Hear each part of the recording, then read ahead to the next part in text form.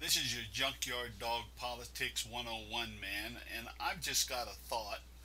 You know, for the last several years, probably the last 5 or 6 years, we have been on a spending spree in this country that has been unparalleled in the history of the world.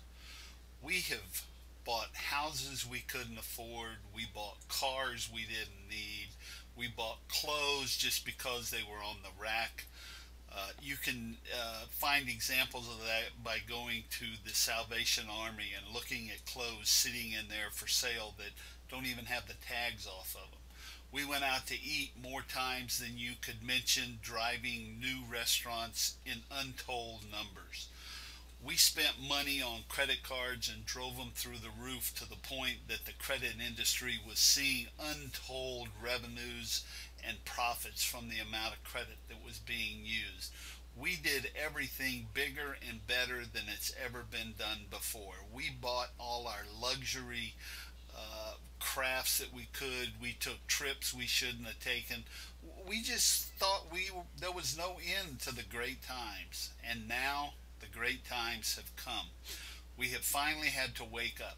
I have always said that with the good times will come the bad times, and the bad times, driven by the good times, are always based upon how good you really thought you had it.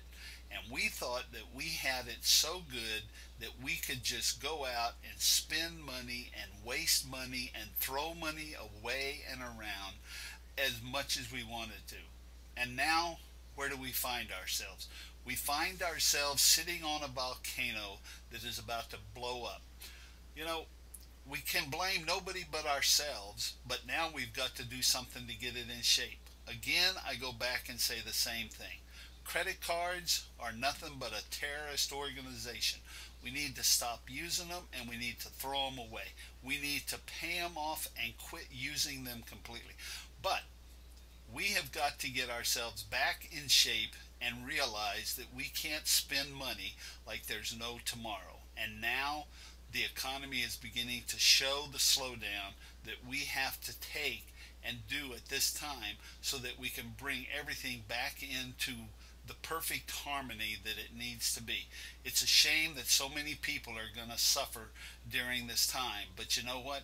We didn't pay attention to what we were doing, and now we're going to have to suffer through it. So we really have nobody to blame but ourselves. As I always say, when you point the finger at somebody, there's three pointing back at you, and you better be careful because those three may come back to bite you in the butt.